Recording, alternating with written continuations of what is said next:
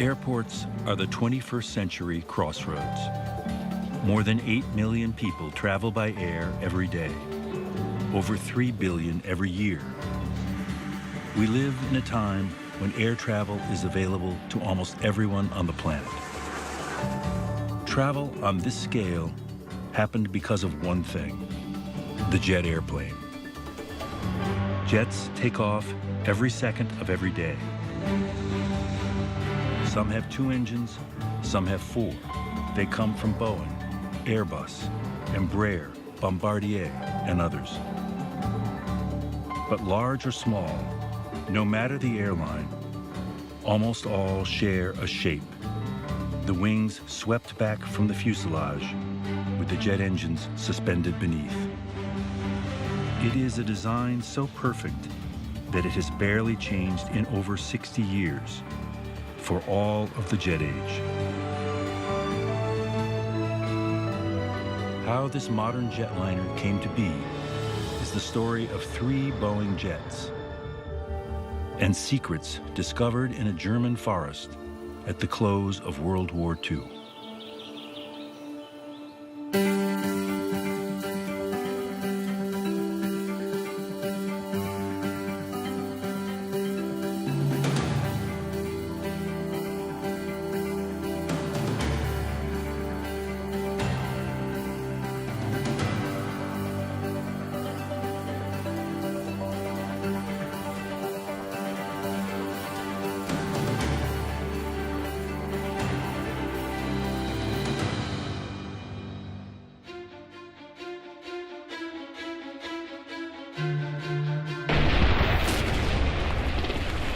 World War II in Europe pitted one country, Germany, against the armed forces of more than a dozen countries. But the German military believed it would be victorious. In secret, for over a decade, the Nazis had been developing what they called Wunderwaffen, wonder weapons. The Germans had been investing huge amounts of money, time, and effort in the notion of super weapons, including the most advanced airplanes, designs, and research. The Germans had built the world's first operational jet fighter, the Messerschmitt Me-262. It marked the beginning of a revolution in high-speed flight. The advent of the jet engine allowed much higher thrust from the engines, which then would allow higher speeds.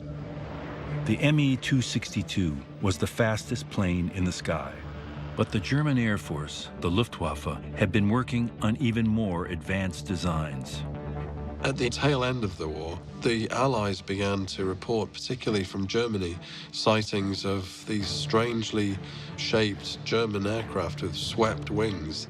Aircraft with wings that swept back from the body of the plane like an arrow. Every airplane since the Wright brothers had featured straight wings positioned perpendicular to the body of the aircraft. At the end of the war, the Allies sent Boeing guys, and other folks too, in to find out what in the world was happening. With the Nazi regime facing defeat, all of its expertise and technology were up for grabs. There was a program called Lusty, which was a Luftwaffe secret technology project. There was a race to get this technology. Within hours of the advancing front, right behind both the Russian lines and the British and American lines on the west, were these teams of foraging scientists and technicians. Wherever they could find it, they would grab equipment, grab research, grab development tools, looking for these German breakthrough technologies. The Lusty team was led by renowned aerospace engineer Theodor von Karman, a Hungarian Jew who had left Germany for America as Hitler came to power. The U.S. Air Forces had tasked von Karman with assembling some of America's best aviation minds for the mission. Among them was Boeing's chief aerodynamicist, George Schirrer. The team swept in, searching for what remained of the Nazis' aviation research centers. They'd happened upon this advanced research facility hidden away in forests. So well hidden, in fact, that the entire war, the Allies never found it. It was like stumbling upon Disneyland for the engineers. They couldn't believe it. It had been camouflaged to such a degree that even the rooftops had grass planted on them, and storks had actually built nests in the grass on the tops of the roofs, and no one in the U.S. Army Air Forces had ever heard of this institution, although it had been up and running for 10 years. It was known as Wolkenrode, and it was German aviation's prized research center. They met up with a custodian who was told by Hitler to blow up this whole area right away.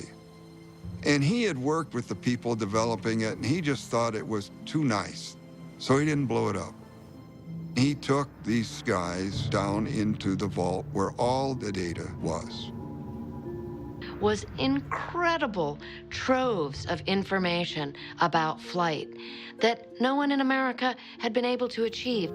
They had laboratories, they had jet fuel facilities, they had 7 wind tunnels, and they had work going on with a swept wing. It was the swept wing that immediately captured the Americans' attention. The swept wing design suggested that the Germans had solved a problem that had stymied the British and the Americans, who had both built jet engines, but no planes that could take advantage of them. The problem was when you used jet engines on a traditional airplane with straight wings, you would get up to speeds where the airflow over the top of the wing would be going supersonic, even if the plane wasn't, and that would cause shocks to form on the top of the wing, which would basically make it very hard to control, you'd lose lift, etc. By sweeping the wings, the Germans were able to delay the onset of these shocks on the top of the wing, and that allowed them to take advantage of the jet engine. The swept wing data wasn't the only surprise the Americans found at Wolkenrode. They also found the man in charge, Adolf Bussmann, one of Germany's leading aerodynamicists, and a former colleague of von Karman's before the war. Bussmann was puzzled by their amazement over the swept wing. In 1935, Adolf Bussmann had presented a paper on high-speed flight at an international conference in aeronautics, the so-called Volta Conference. When they met Bussmann, he reminded them that he had given this paper on swept wings that they had all forgotten about. Many of the world's important aerodynamicists had attended the conference, including von Karman himself. Very few people at the meeting paid attention to it. However, the Germans paid attention to it, and within a year, they classified the concept of the swept wing and initiated a great deal of laboratory wind tunnel research on swept wings. George Schirrer immediately recognized the significance of the research at Wolkenrode. He wrote a letter home telling the fellows, you better get in the wind tunnel and see what this is all about, because this is a way to fly airplanes fast. Boeing was in a competition with 3 other companies to produce the next generation American bomber, a jet. It would be called the B-47. For nearly 2 years, Boeing had been working on a design with straight wings. George Schirrer made the very gutsy call to immediately stop all design work on the B-47 project as it was then being pursued and transform it instead into a swept-wing bomber. But changing to the unproven swept-wing configuration was a risk. No one had any idea how to build a plane with a wing like that. Everybody knew that it could fly fast, but they didn't know how you could control that. They didn't even know if you could control it. Having their own wind tunnel enabled Boeing to spend an enormous amount of time evolving the wing of the B-47. They all knew the swept wing was the way to go forward, but where do you put the engines? Up until that time, virtually all airplanes had been designed with the engines embedded in the wing. Boeing decided that was too dangerous because if something went wrong with the engine, it blew up, it would severely damage the airplane. The Boeing designers had painful memories of the engine fires that had plagued the development of the B-29 bomber. So they came up with this wild notion, which was really wild, of hanging the engines under the wings. The radical new design would suspend the engines on struts, hanging below the wing in small pods. Mounting them on pods needed a lot of detailed design work in the wind tunnel to get it just right. And it had to be just right. If you're a few percent out, you were in considerable trouble. One of the most feared words in the development of aircraft is something called flutter, where a wing develops a curious kind of vibration. The guys testing the mock-up in the wind tunnel, they're trying to see whether the plane is stable, and bits would blow off, bits would break off. It was an impossible task because the wing really moved around like jello. They went through this process of having to tame the plane. A process of trial and error revealed that the weight of the engines themselves, placed at critical points below the wing, brought the flutter under control. They proved this crucial thing. This is a really transforming wing. This wing doubled the speed at which we could fly. And this was done by just a handful of people in that wind tunnel. So by 1947, they were developing the world's first swept wing large aircraft, the first B-47. And when they demonstrate the B-47 for the first time to the Air Force sent a fighter up to chase it, but it was an old generation fighter, and they lost the bomber. They couldn't find it. The bomber was faster than the fighter. That had never happened before. Boeing got the contract to build a fleet of B-47s.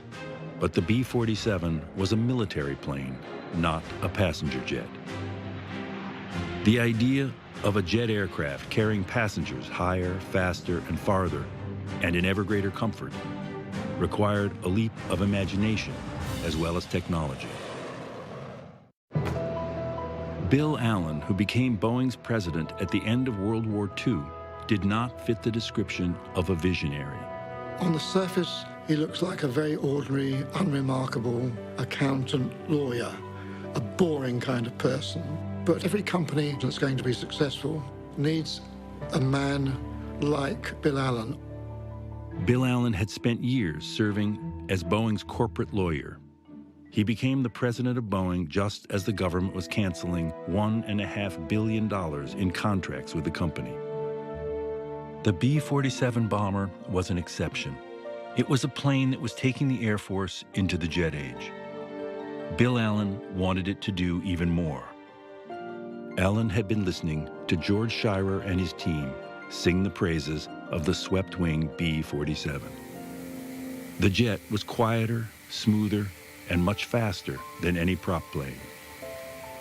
So in the summer of 1950, Bill Allen decided to try it out for himself.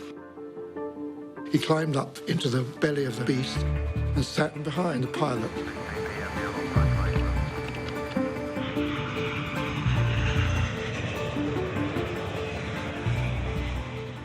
The B-47 lifted Bill Allen to an altitude thousands of feet higher than passenger planes typically traveled. And it reached speeds nearly 2 times faster, more than 600 miles an hour. He had the jet experience for the first time. It was very quiet up there, and it was really transforming for him. Bill Allen taking a ride in a B-47, seeing is believing. This is where passengers want to be. And if I want to be here, passengers want to be here. But convincing airlines to believe that passenger jets were the future was another matter. They would not be eager to abandon their fleets of propeller-driven planes. And passengers, too, were wary of jets. There was a lot of skepticism and almost fear of jet travel. People really wondered whether that was just too fast for a human being to go. People feared traveling on planes that were using a technology that was relatively new and relatively untested. And of course, the crash of the British comets further exacerbated people's fears of flying aboard jets. The British were actually the first to embrace the idea of a passenger jet. In 1952, they introduced a 40-seat plane called the de Havilland Comet. It was a beautiful design to look at, but the Comet was doomed. It was an exquisitely beautiful machine, very sleek, a beauty to behold. But unknown to them and unknown to the aviation business at the time, there was a flaw in the way the fuselage was constructed. Soon after the Comet entered service, it suffered a series of mysterious and catastrophic failures. 3 comets crashed. And that was not actually due to the fact that they were jets. It was because the Comet had square windows and not round ones. In the corner of the window, metal fatigue developed. And when the plane reached a certain altitude, it suffered an explosive decompression because the pressure inside the cabin found the weakness in that window frame and it exploded the cabin. The idea was bold, but the boldness exceeded the technical ability to produce a plane that fully understood the risks of high-speed flight and of flying at those altitudes. But Bill Allen was confident that Boeing's engineers understood high-speed, high-altitude flight better than anyone. Mr. Allen, do you think jet transportation will be readily accepted by the American public? Martin, I have no doubt that once a person rides in a jet airliner, he will be sold on it forever. He cannot help but realize its a great superiority to what he has been used to. So in 1952, Allen committed Boeing to the next step, building a prototype. But the financial risk of designing just a one-off prototype were enormous. Manufacturers were used to having airlines order 30, 40, 50 aeroplanes, underwriting the cost of building the prototypes. Not only were they building an aeroplane, they were building a brand new type of aeroplane. So it was a colossal risk. We invested in that prototype something in excess of $16 million. A $16 million investment at that time was absolutely massive. The whole company's future pivoted on that moment. With this prototype, they would either leapfrog the competition or end up with an airplane that nobody wanted, and nobody would pay for. Bill Allen took the biggest financial gamble in the history of aviation. He was determined to take Boeing and commercial aviation into the jet age with a plane that would become the Boeing 707. The prototype 707 was one of the most extraordinary airplanes, not just in the history of the Boeing company, but in the history of American commercial aviation. In May 1954, the shiny, sleek 707 prototype was wheeled out of the Boeing plant just south of Seattle, Washington. The wife of the company's founder, Bill Boeing, christened it the airplane of tomorrow. But the reality that day was that no airline had yet embraced the 707 as the future of passenger travel. Now it was the future of the Boeing company itself that was at stake.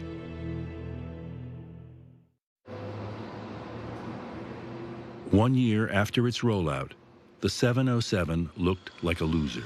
No airline had stepped forward to buy the plane that Bill Allen believed was the future of commercial aviation.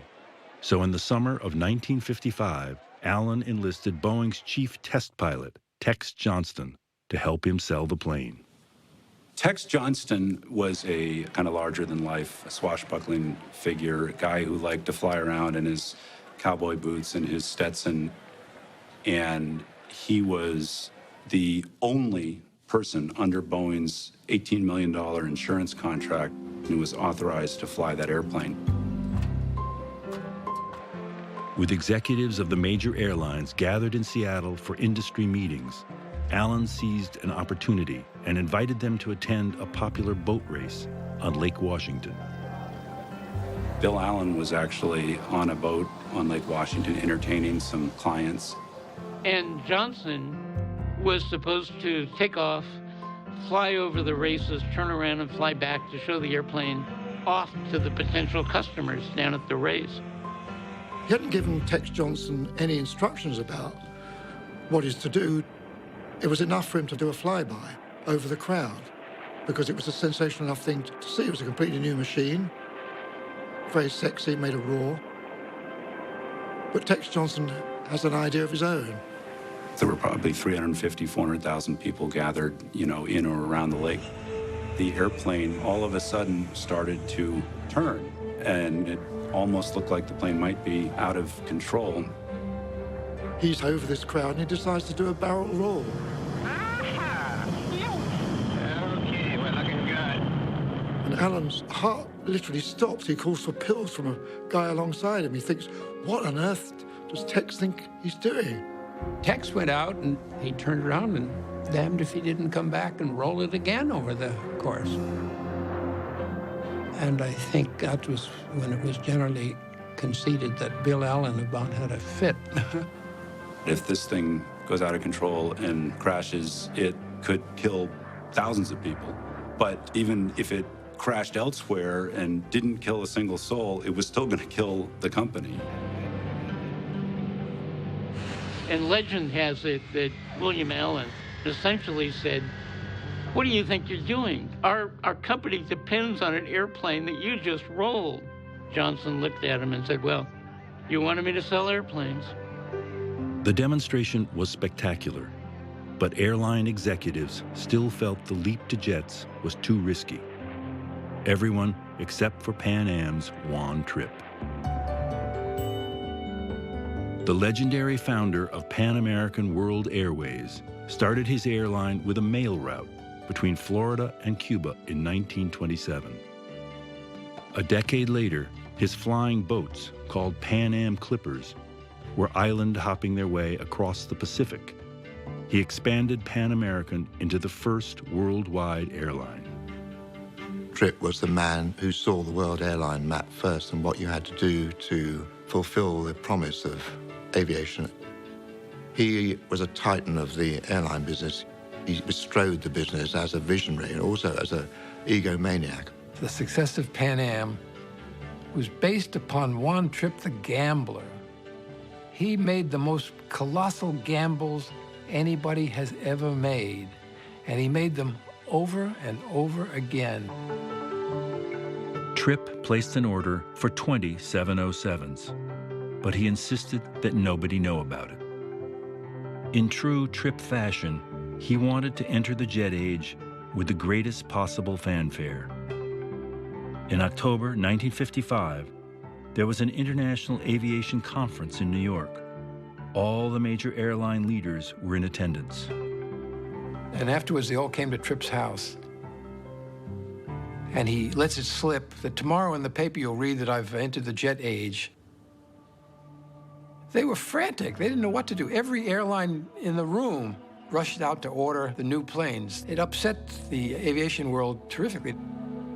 My God, the cost to everybody was astronomical, and he forced it on them because he was first and he had enough nerve to go forward. Rival airlines now had no choice. Enter the jet age or be left behind.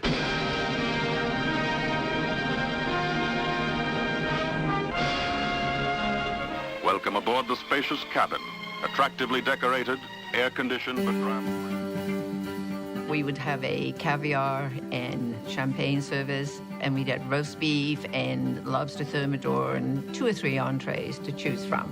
And all through, we'd be serving really, really, really good wine. To travel on a 707, you became what was then known as the jet set, and it was the thing to do. It was popular. The Beatles travelled on 707s. The Rolling Stones travelled on 707s. And so everybody wanted to travel on 707s. Sinatra would sing, "Come fly with me," and it created an aura, a mystery, a magic. The jet age is a very early example of brilliant marketing. It was a great piece of show business. For the airlines and for Boeing, Bill Allen's gamble paid off. Within a year, movement patterns over the North Atlantic had changed completely. You now had more people crossing the Atlantic by air than by sea, overturning a millennia's worth of ocean-going voyages. Something new in the human experience was about to happen. The utility of jet travel would enable the whole world to suddenly take wing. Juan Trippe boasted, with characteristic grandiosity, "In one fell swoop, we have shrunken the earth." But Juan Trippe and Bill Allen were not done.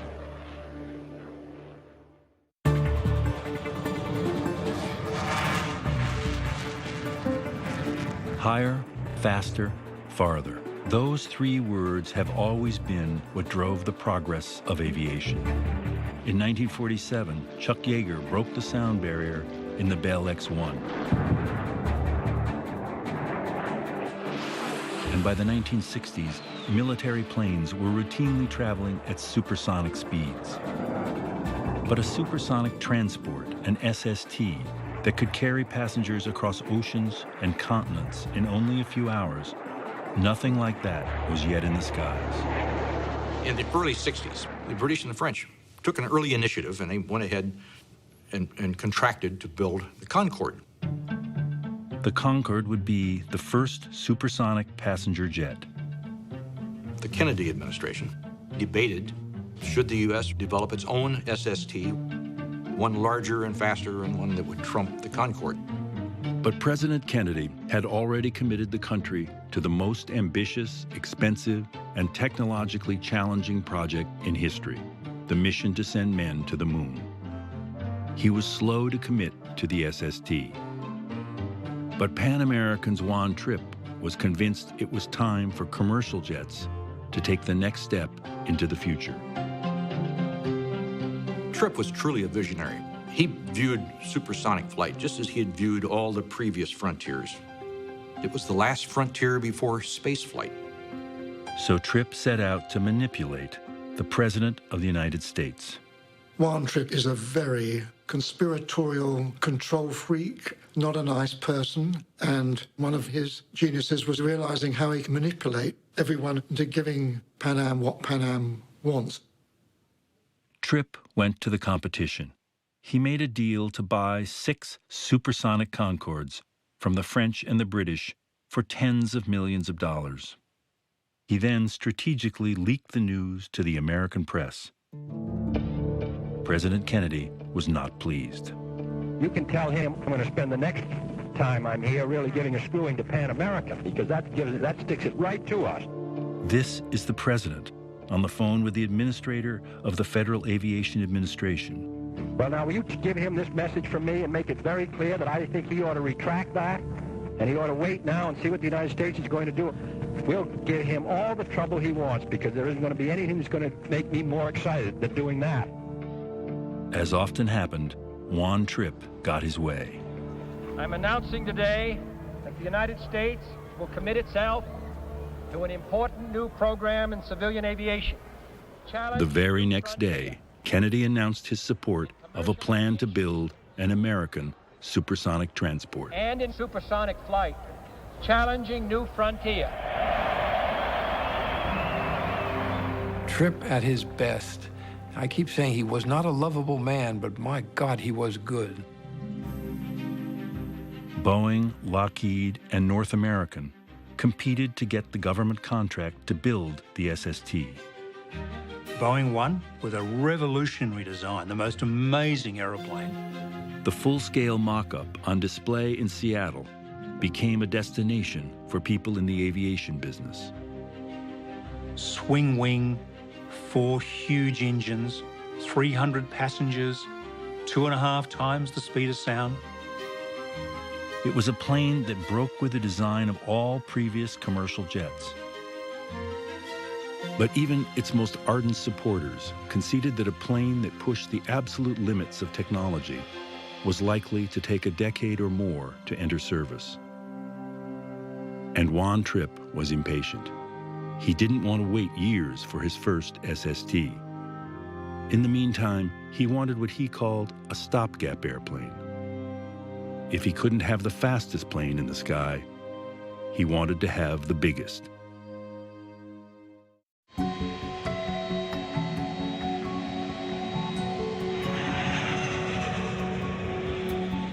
The 747 was very much a commitment to the future of air transport beyond the wildest dreams of anybody else at that time in the industry. Nobody could conceive of something that large actually being flown around the world. The biggest aeroplane of the day was the Super DC-8, carried about 250 people. The 747 was going to carry as many as 400. It was an extraordinary leap in size. Most airline executives were just horrified at the prospect of this aeroplane. How on earth do you fill it? Juan Trippe was convinced that if he had an airplane with double the number of seats of a 707, Pan Am could fill them and drive down the cost of air travel even further. So Trippe once again turned to Boeing and his good friend, its president, Bill Allen. Both men were in their 60s and nearing the end of long and storied careers. The 747 is literally given birth by a conversation between these two men on a yacht. And Juan Trippe says, if you build it, I'll buy it. And Bill Allen says, in effect, I'll build it if you buy it. So, and that's done on a handshake, no more than that. Juan Trippe signed the largest commercial contract in history for 25 747s. Both Boeing and Pan Am bet everything on this airplane. Both would go bankrupt if it failed. Not only had Bill Allen committed Boeing to spend billions developing the 747, he had promised Trippe that he would have his plane in less than 4 years. When Trippe and Allen made the original handshake, they realized what they were asking for, but they didn't care. They just wanted it, you know. All the other irritating details were not theirs to worry about. The job of turning their vision into reality fell to an engineer named Joe Sutter. Sutter had been working on jets since he started at the company almost 20 years earlier. Joe Sutter had what would be called a very low profile. He was the guy in the back room. But he was an incredibly professional, procedural, sound engineer who everyone knew they could depend upon. He's very retiring about his role in aviation. He says of the 747, he said, I was the only engineer left because all the smart guys were building the SST. Juan Trippe wanted an airplane 2.5 times bigger than the current airplane, the 707 that was flying. So it was a big step forward. It wasn't a minor step at all. It's going to be the best flying airplane that Boeing will deliver. It will have a control system and an automatic control system that's going to be second to none. The 747 just looks like something that's 2.5 times the size of a 707, but that's very misleading. This is a completely different new plane that we have to build. I don't think anybody but Sutter at that moment realizes that fact. And Juan Trippe's vision was for a passenger jet that would seat 400 people on 2 levels. He was enamored with double-decking the airplane.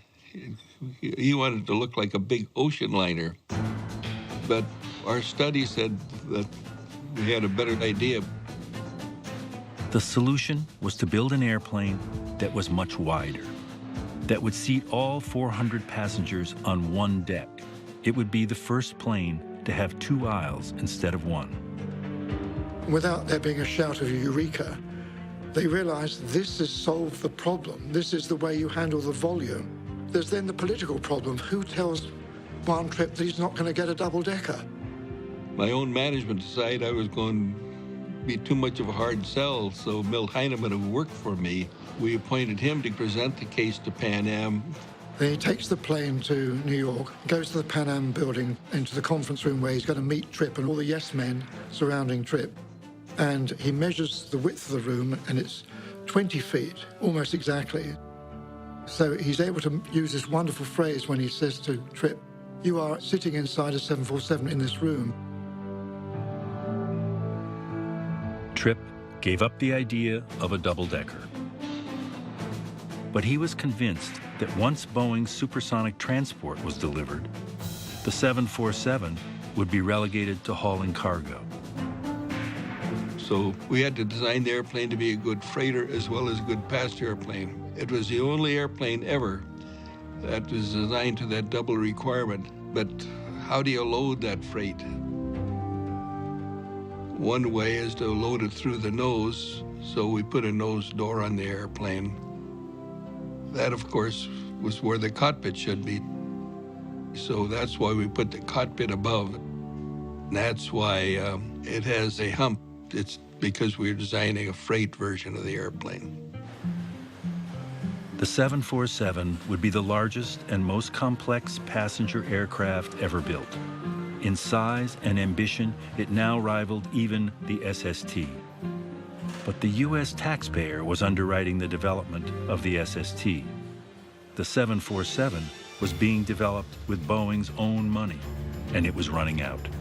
Programs costing $5 million a day. There's never been a program that cost $5 million a day in 1968, 69. It's unheard of. They have to keep going back to the bank and asking for more money.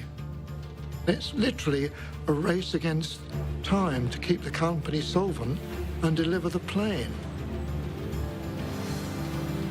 There's a lot of pressure to reduce costs. Bill Allen asked for a meeting to prepare himself to go back to talk to the bankers to borrow more money. The management decided that I had too many engineers. I could drop 1,000 engineers.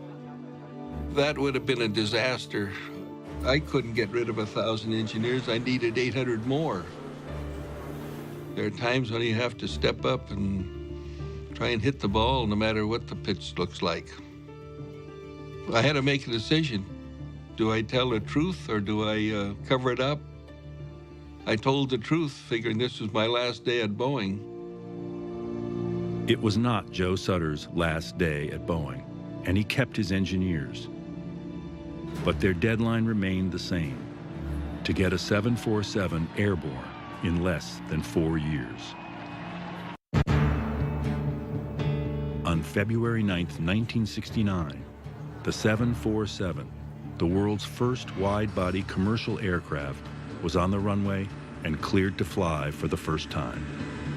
No one had seen an airline of this size leave the ground. Every airplane builder will tell you that however confident they are, when the tire leaves the tarmac is the real test. It was common to read in publications, I don't believe you can get that big an airplane in the air. It overwhelmed people, the size of it. There was a huge turnout. Press from all over the world, airline customers from all over the world. They're waiting to see the first flight of this incredible new airplane. Brian Weigel, Jack Waddell, and Jesse Wallach were the crew chosen to fly the 747. The three of us that made that first flight, we knew it was a momentous moment and felt the responsibility of, getting it right. There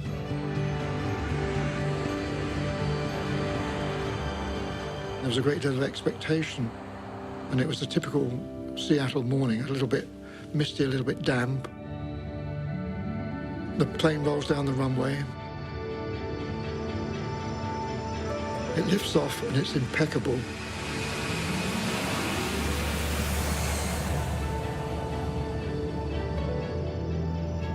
I think the relief of getting it in the air after all the struggles that got on, we were actually airborne, was a great moment.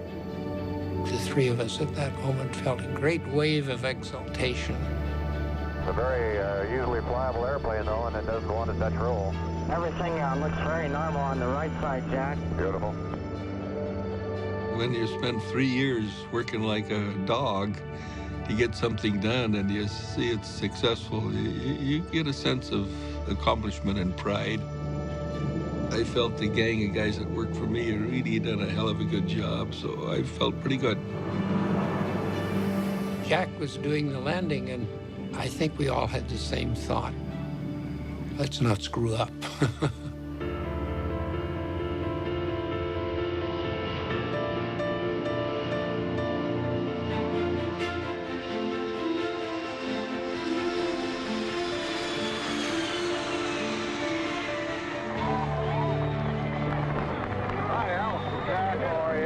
Natural question is, what are your impressions? I guess this sounds complacent or something. That thing is just ridiculously easy to fly. It's just a pilot's dream.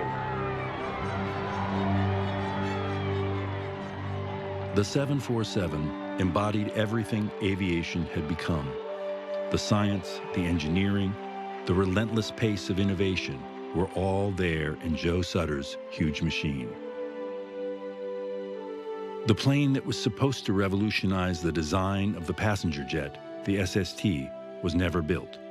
Costs had skyrocketed, and Congress dropped all funding. The mock-up went to a museum.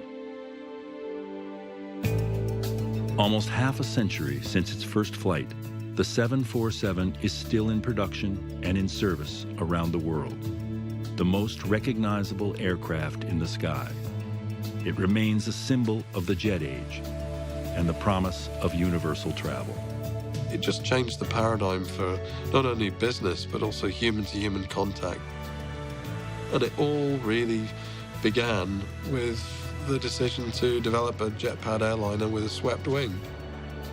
It's just amazing to me as an aeronautical engineer that here it is 60, 70 years later, and I just flew back from Brussels on in this case, it was a Boeing 777. Essentially the same design as the B-47. That design configuration was so fundamentally right. Why change it? You know, the old expression, if it's not broken, don't fix it, I think holds. To this day,